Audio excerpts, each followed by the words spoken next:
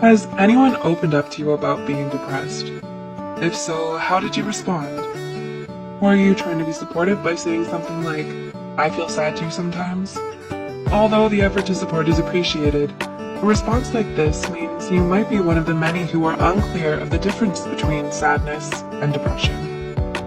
On the surface, they seem quite similar. However, there are a number of important differences between them. Depression is defined, as per the American Psychological Association, as a mood disorder characterized by persistently negative feelings and changes in one's thoughts and behaviors. Over 25% of the global population suffers from depression, making it the most common mental illness in the world. Over 25%. That means approximately 1 in 4 people. A little sobering, isn't it? With that said, here are 6 important distinctions that may help improve your understanding of the differences between sadness and depression. 1.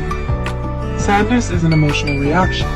Depression is a mental illness. Much like sneezing and coughing can be due to an irritant like pepper, but you don't have a cold. Similarly, you can feel sadness, but this doesn't always mean a diagnosis of depression. Sadness is a part of the natural and normal spectrum of a healthy human's emotions that all of us experience at times throughout our lives. Feeling sad is a normal response to hurt or distress, and it also comes and goes, fading when the trigger is no longer present. Depression does not come and go. It doesn't come up only in response to hurt and distress. It is simply present. Depression is one of the most misunderstood mental illnesses in the world, affecting over 16.1 million people in the US alone. 2. Sadness is brief. Depression is persistent. Because sadness is only an emotional state, it doesn't usually last very long. Most people feel sad about something for only a few hours at a time, and after that, it usually fades on its own. Depression doesn't. Depression is chronic, and a depressive episode can last up to months or even years at a time, especially if it's left untreated. It's a serious condition that requires psychological intervention from a mental health care professional before it can get better. 3. Sadness is specific. Depression is vague. While sadness can sometimes seem to hit out of the blue, there's usually a reason behind it. Specific nameable events like failing at a task, disappointment in a job, or the loss of a loved one can elicit sadness. So while it's easy to share and open up about what's making us sad, the same can't be said for depression. Unlike sadness, depression is not a reaction to a negative situation. A common difficulty is that those struggling with depression don't understand why they're depressed. While it's true that depressive episodes can occasionally be triggered by specific events, in most cases, depression seems to develop for no reason at all. 4. Sadness is subjective. Depression is objective. Sadness is a personal experience with the occurrence and measurement of severity dependent on the affected person's perception alone. Depression requires a professional diagnosis.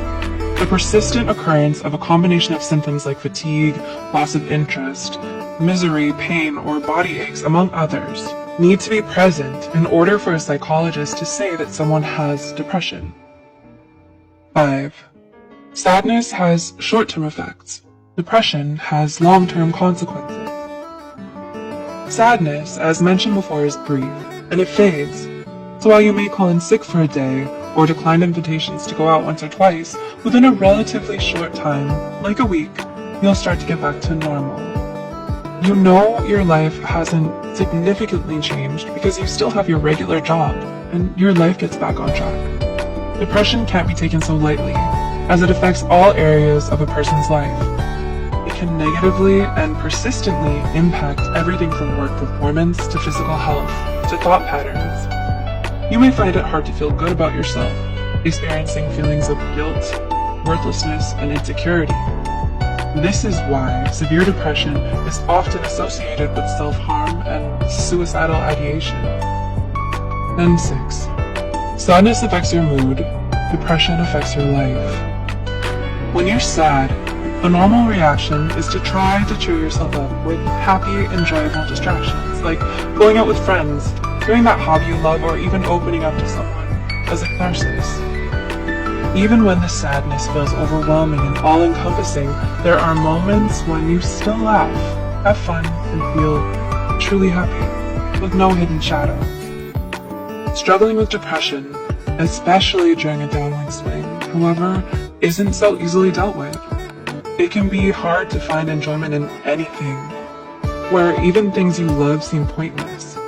Your personal battery feels virtually empty, with not even enough energy to perform normal daily functions like work, school, or showering. Depression also disrupts normal eating and sleeping patterns. All these factors combined mean you'll likely end up staying in bed all day, feeling empty, hopeless, and alone.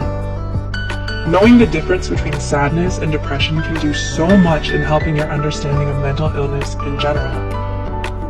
There are so many harmful myths and misconceptions surrounding depression, like it's a choice, it's make-believe, and more. So educating yourself about it makes you more compassionate and understanding to those who may be struggling with it, including yourself. Does this video resonate with you? Is there someone you'd like to reach out to? If you're interested in learning more, watch our videos, 5 Hidden Signs of Depression and 10 Things Depression Makes Us Do.